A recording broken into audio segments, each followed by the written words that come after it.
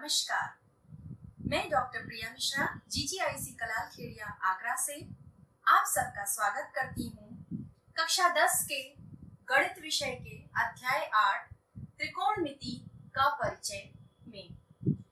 त्रिकोणमिति सभी बच्चों के लिए एकदम नया विषय होगा, परंतु ये बहुत रोचक है। यदि इसके सिद्धांत समझ में आ जाएं तो इसके सवाल करने में फिर बहुत मजा आता है। इस पाठ के मुख्य शिक्षण बिंदु रहेंगे, पहले हम त्रिकोणमिति का परिचय देंगे, फिर त्रिकोणमितीय अनुपात के बारे में बताएंगे, फिर कुछ विशेष कोणों के त्रिकोणमितीय अनुपातों के मान निकालेंगे, पूरक कोणों के त्रिकोणमितीय अनुपात निकालेंगे और अंत में त्रिकोणमितीय सरसमीकाओं के बारे में पढ़ेंगे। तो आइए जानते हैं त्रिकोणमिति किसे कहते हैं। जैसा कि देख रहे हैं, त्रिकोणमिति दो शब्दों से मिलकर बना है, त्रिकोण और मिति। ग्रीक के ट्रिग्नोमेट्री, ट्रिग्नोन और मेट्रॉन शब्द से मिलकर बना है। ट्रिग्नोन का मतलब है त्रिभुज और मेट्रॉन का मतलब है माप, यानी त्रिभुज की माप से संबंधित है त्रिकोणमिति। त्रिकोणमिति गणित की वह शाखा है जिसमें एक त्रिभुज की भुजाओं और कोणों के बीच संबंध का अध्ययन किया जाता है। प्राचीन काल में त्रिकोणमिति पर किए गए कार्य का उल्लेख मिस्र और बेबीलोन में मिलता है। उस समय खगोलविद पृथ्वी से तारों और ग्रहों की दूरी नापने में इसका प्रयोग किया करते थे। तो आइए पढ़ते हैं त्रिकोणमितीय अनुपात के बारे में।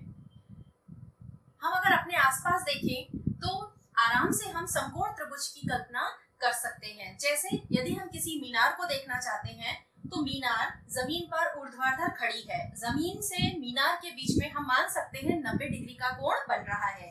और यदि हम मीनार के शीर्ष को देखें तो शीर्ष को नीचे बिंदु से मिला सकते हैं और इस प्रकार एक समकोण त्रिभुज की रचना हो जाती है। तो आसपास ऐसे हम समकोण त्रिभुज की संरचना बड़ी आसानी से कर सकते हैं। त्रिकोणमितीय अनुपात समकोण त्रिभुज में ही लगाया जा सकता है, इसी में निकाला जा सकता है। ये है क्या? किसी समकोण त्रिभुज में न्यून कोण के सापेक्ष त्रिभुज की भुजाओं के अनुपात को त्रिकोणमितीय अनुपात कहते हैं। तो भुजाओं के अनुपात को हम त्रिकोणमितीय अनुपात कहते हैं। इसमें त्रिभुज के साइज का इसीलिए कोई अंतर नहीं पड़ता है, पर हमें किस कोण के सापेक्ष निकालना है ये ध्यान रखना पड़ता है। अब जैसे हम देख रहे हैं, मान लीजिए ये हमारे पास एक समकोण त्रिभुज है, त्रिभुज ABC, जिसमें B कोण समकोण है। हमें कोण A के सापेक्ष त्रिकोणमितीय अनुपात निकालने हैं।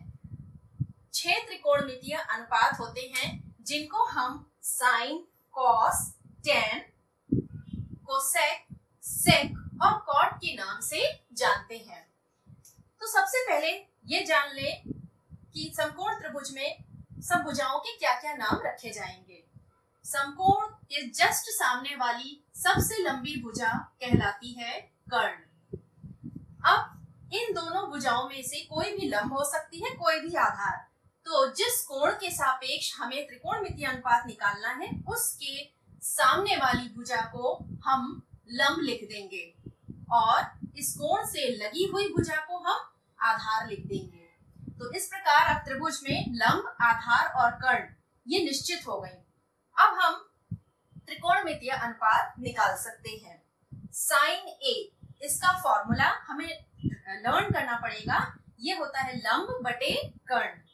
लंब इस समय है BC और कर्ण है AC, इसीलिए साइन A बराबर BC बटे AC हो गया। इसी तरह कॉस A होता है आधार बटे कर्ण।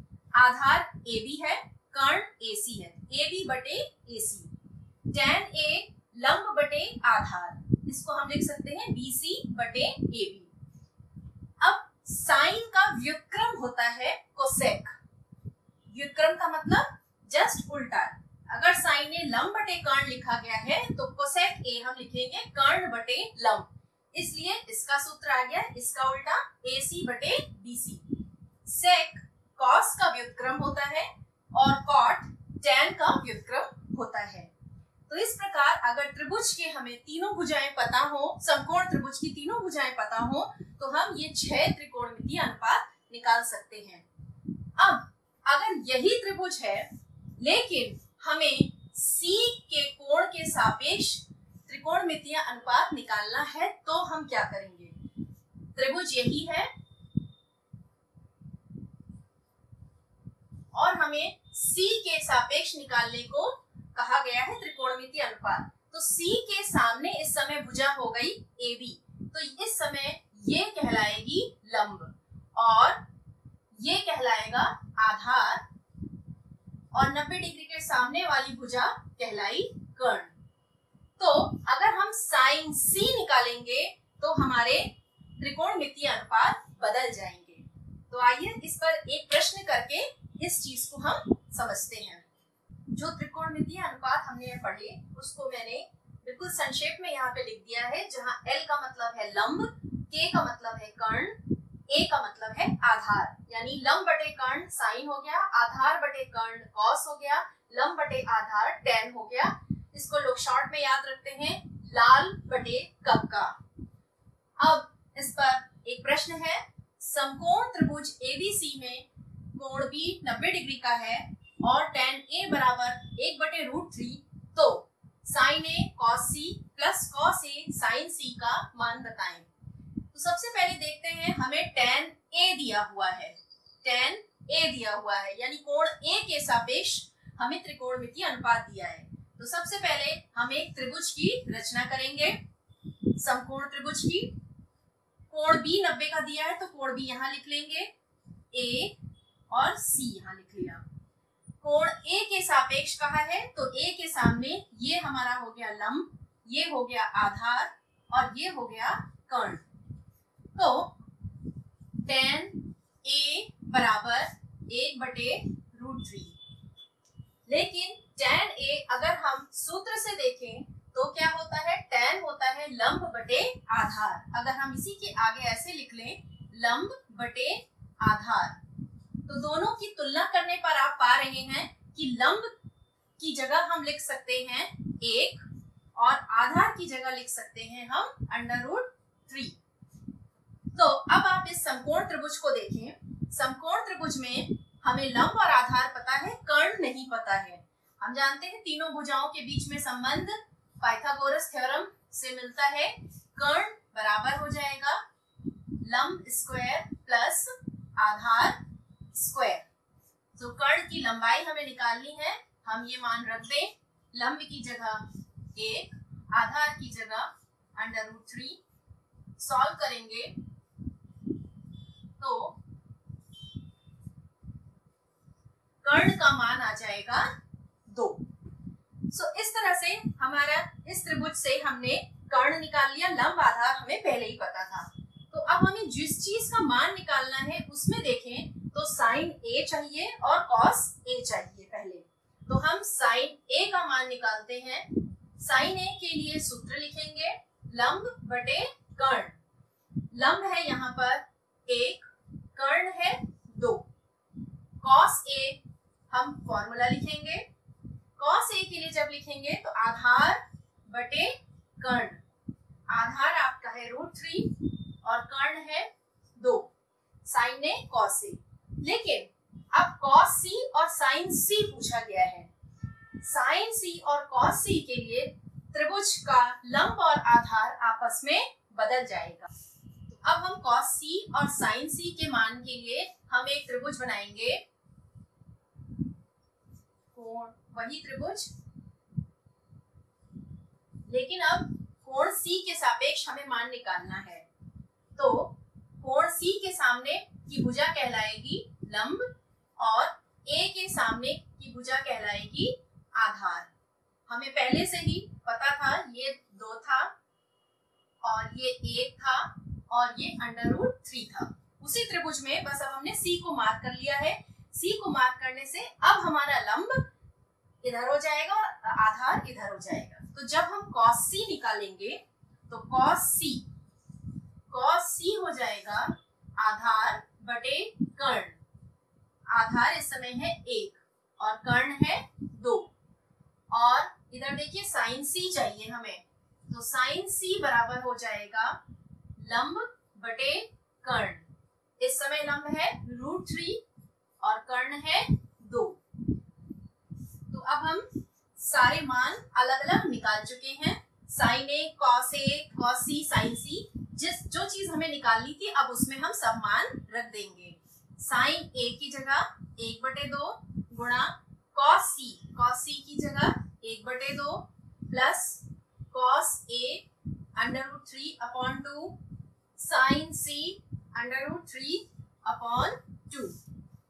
सो 1/4 प्लस 3/4, इनका हम एलसीएम लेंगे तो हम लिख सकते हैं 4/4 या 1। अब हम लोग देखेंगे कुछ विशिष्ट कोणों के त्रिकोणमितीय अनुपातों के मान। ये त्रिकोणमितीय अनुपातों के मान तो हमें याद करने पड़ते हैं। जैसे इस टेबल को देखिए, साइन इधर लिखे, कॉस, टैन, कोसेक, सेक, और इधर कोणों के मान लिखे हुए हैं। यानी कि अगर कोई पूछता है साइन 0 का मान कितना है तो ये देख के हम बता देंगे 0, 0 होता है। साइन 30 का मान कितना है 1/2। साइन 45 का मान कितना है 1/√2। साइन 60 का मान कितना है √3/2। साइन 90 का मान कितना है 1। अब कॉस का मान, कॉस 0, कॉस में साइन का जस्ट रिवर्स चलेगा, यानी कि 90 का जो है वो यहाँ लिख जाएगा। कॉस 30 होगा √3/2, कॉस 45 सेम 1/√2, कॉस 60 1/2 और कॉस 90 0। टेन ए हमेशा याद रखें साइन ए बटे कॉस ए होता है, यानी साइन के मान को कॉस के मान से भाग करते जाएं तो हमें टेन का मान मिल जाएगा। पर वैसे हम लोग ये 3 मान याद रखते हैं इन कोणों के लिए, और अन्य तो इनके व्युत्क्रम होते हैं उसको हम लिख लेते हैं। तो tan a हो गया 0/1, 0 अपॉन करेंगे 1/√3, 1√3 और अपरिभाषित। अब कोसेक है, साइन ए का जस्ट उल्टा चलेगा, यानी कोसेक 0 का मान होगा, देखिए 1/0 यानी कि अनंत या अपरिभाषित। 1/2 का उल्टा करेंगे तो 2, 1/√2 का उल्टा करेंगे तो √2, 2/√3 हो जाएगा इसका कोसेक 60 का, और कोसेक 90 पे 1। सेक किसका उल्टा होता है कॉस का, तो 1/1 यानी 1, 2/√3 √2, 2 और 1/0 यानी कि फिर से अपरिभाषित या अनंत। कॉट ए किसका उल्टा है tan a का, तो 1/0 अनंत या अपरिभाषित, √3, 1/√3 और 0। तो इस तरह इनके मान हमें याद होने चाहिए। फिर हम इस पर आधारित जैसे भी सवाल दिए होंगे उनके डायरेक्ट मान रख के हम निकाल लेंगे। विशिष्ट कोणों के त्रिकोणमितीय अनुपात पर एक हम सवाल लगाते हैं। सवाल दिया हुआ है 2 tan square 45 plus cos square 30 minus sin square 60 का मान निकालें। तो हम लोग शुरू होते हैं। tan 45 का मान आप टेबल में देखें, tan 45 का मान होता है 1 और उसके ऊपर हमें स्क्वायर करना है। फिर cos 30 टेबल में देखें √3/2 इसका वर्ग करेंगे, माइनस sin स्क्वायर 60 का मान होता है √3/2 और इसका स्क्वायर। हम मान रख चुके हैं टेबल से, अब इसे सिर्फ सॉल्व करेंगे। 1/√3 का स्क्वायर हो गया 3 और नीचे हो गया 4, 3, 4। हम देख रहे हैं 3 और 4 आपके कट गए और आंसर आ गया 2। आइए अब हम लोग देखते हैं पूरक कोणों के त्रिकोणमितीय अनुपात कैसे निकाले जाते हैं। अगर हम किसी समकोण त्रिभुज को देखें, क्योंकि एक कोण 90 डिग्री का है तो अन्य जो 2 कोण होंगे वो दोनों ही न्यून कोण होंगे। और पूरक कोण क्या होते हैं? पूरक कोण 2 कोणों का ऐसा युग्म जिनका योग 90 डिग्री हो। तो यहाँ हम देख रहे हैं इन दोनों कोणों का जो योग है वो 90 त्रिभुज के तीनों कोणों का योग 180 होता है, एक 90 ऑलरेडी हो गया, तो इन दोनों का योग 90 डिग्री होगा। हम लिख सकते हैं कोण ए को प्लस कोण सी इक्वल्स टू 90 डिग्री, या कोण सी बराबर 90 माइनस कोण ए, या अपनी सहूलियत के लिए हम लोग कोण का साइन हटा सकते हैं और डायरेक्ट लिख लेंगे सी बराबर 90 माइनस ए। तो अब अगर इस त्रिभुज के लिए हम लोग कोण ए के सापेक्ष त्रिकोणमितीय अनुपात लिखें, साइन ए लिखें, तो क्या होगा? साइन ए होता है लंब बटे कर्ण।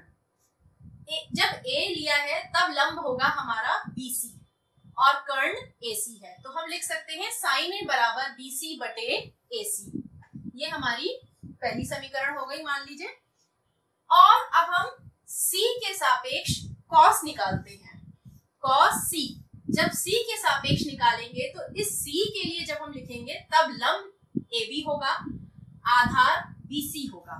तो कॉस सी के फॉर्मूले में आता है आधार बटे कर्ण। आधार की जगह हमने लिखा बीसी, कर्ण की जगह लिखा एसी।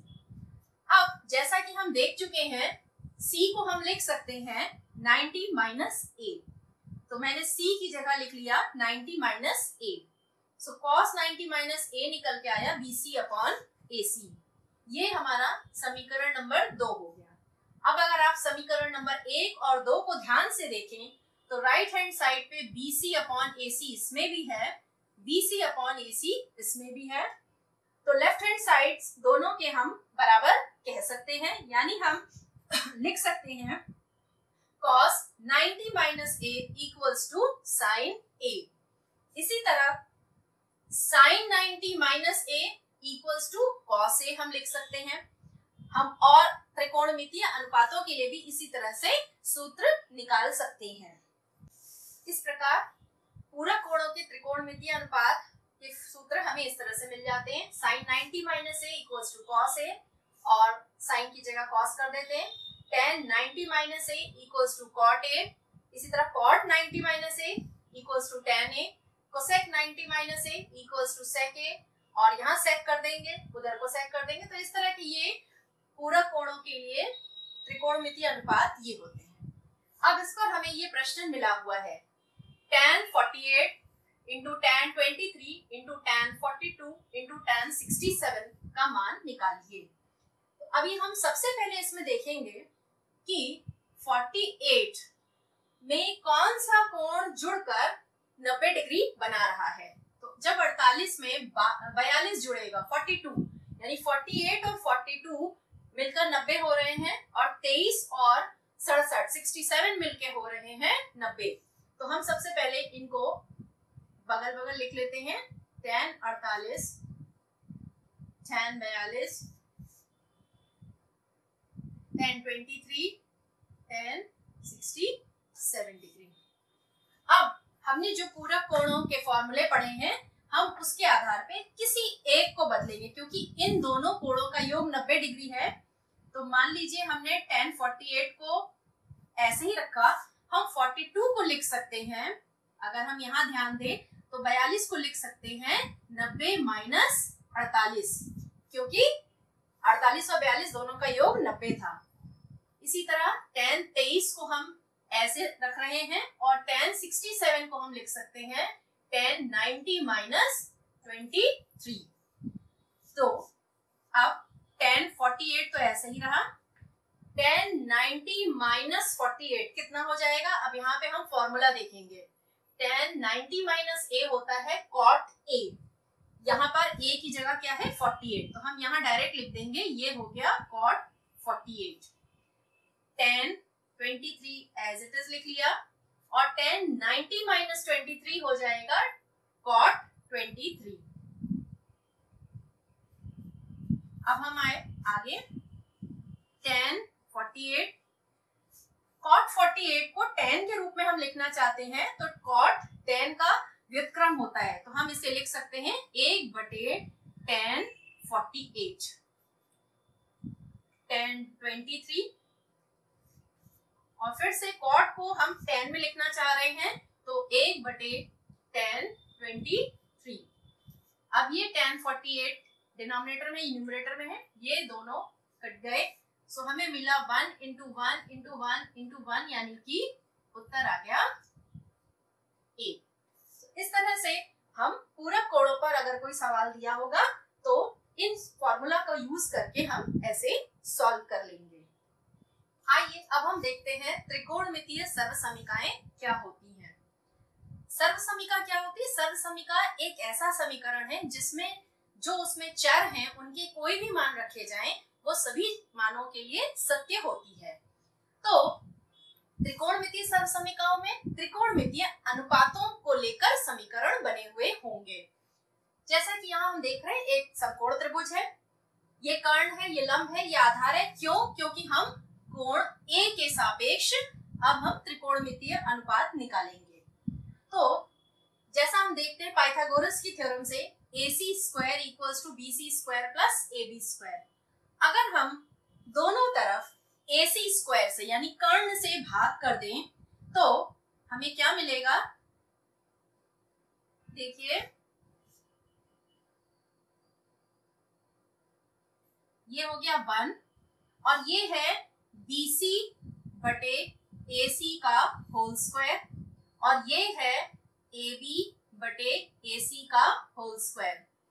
जरा सा आप चित्र को देखें और बताएं BC बटे AC क्या होगा। BC बटे AC यानी लंब बटे कर्ण, लंब बटे कर्ण होगा साइन A और इस पर स्क्वायर लगा है तो हम यहाँ लिख सकते हैं साइन स्क्वायर A।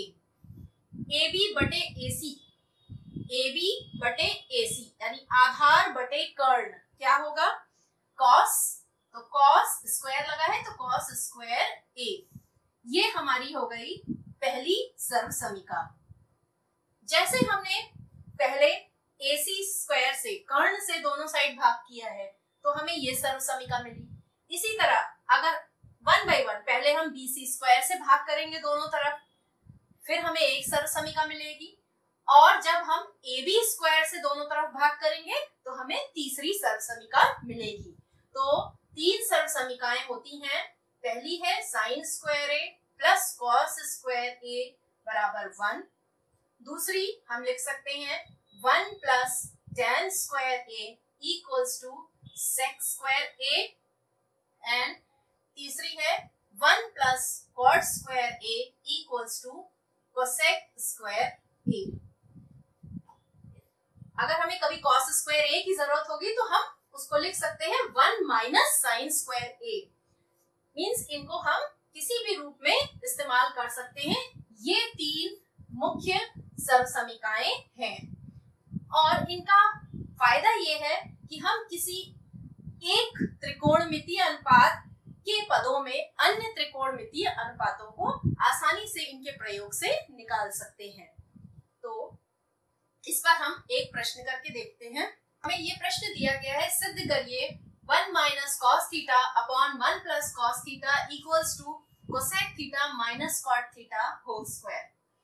ऐसे सवालों में क्योंकि बीच में बराबर का निशान लगा हुआ है तो एक बायां पक्ष हो गया और दाहिनी साइड का हो गया दायां पक्ष। तो हम बाएं पक्ष से स्टार्ट करते जाएंगे और दायां पक्ष ले आएंगे।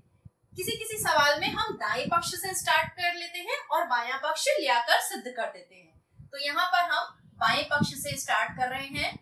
बायां पक्ष क्या दिया हुआ है? 1 minus cos theta upon 1 plus cos theta.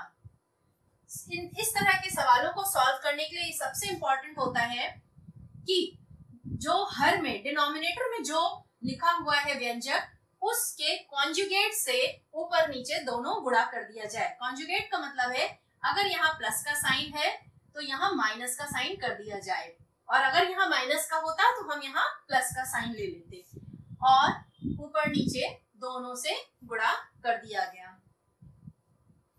गुणा करने पर हम देखते हैं ऊपर तो 1 माइनस कॉस थीटा का होल स्क्वायर हो गया और नीचे क्या है? ये a plus B multiplied by a minus B के रूप का आ गया, यानी a minus B into a plus B होता है a square minus b square. यानी हम डायरेक्टली लिख सकते हैं 1 square minus cos square theta. अब ऊपर ऊपर वाले को हम ऐसे ही रहने दे रहे हैं 1 माइनस कॉस थीटा का होल स्क्वायर। क्यों छोड़ रहे हैं? क्योंकि हम प्रूफ क्या करना है वो भी देखते चलते हैं। यहाँ पे होल स्क्वायर आ रहा है और नीचे देखते हैं तो नीचे बचा है 1 माइनस कॉस स्क्वायर थीटा। अब हम यहाँ से अगर सर्व समीकरण का प्रयोग करते हैं तो हम देखते हैं कॉस स्क्वायर को उधर ले जाए तो 1 माइनस कॉस स्क्वायर थीटा की जगह हम लिख सकते हैं साइन स्क्वायर थीटा। तो हम यहाँ लिख लेंगे साइन स्क्वायर थीटा और इस पर भी स्क्वायर आ गया है, इस पर भी स्क्वायर आ चुका है। हम चाहें तो इसको एक साथ ऐसे लिख सकते हैं, यानी जो स्क्वायर का साइन है दोनों के ऊपर लगा लें। अब हम इनको सेपरेट कर लेंगे, यानी 1 upon sine theta minus cos theta upon sine theta whole square. देखते हैं 1/साइन थीटा क्या होता है? Cosec theta. सो ब्रैकेट के अंदर आया cosec theta minus cos theta बटे साइन थीटा होता है कॉट थीटा। कॉट थीटा और इन पर है होल स्क्वायर। हमें यही प्रूफ करना था तो हम प्रूफ करके दाहिना पक्ष यानी राइट हैंड साइड ले आए। लेफ्ट हैंड साइड से स्टार्ट हुए थे और राइट हैंड साइड अपने आप प्रूफ हो गया। सो इस प्रकार से हमारी जो हमें प्रूफ करने को दिया गया था वो प्रूफ हो गया। इति सिद्धम या हेंस प्रूफ्ड। अब ये पूरा चैप्टर अगर आपको समझ में आ गया है तो इस पर ये अभ्यास कार्य है। यदि sin a बराबर 3/4 तो आप cos a और tan a का मान निकालें। दूसरा प्रश्न cos 48 माइनस sin 42 का मान निकालिए। और तीसरा sin 60 cos 30 plus sin 30 cos 60 का मान बताइए। धन्यवाद।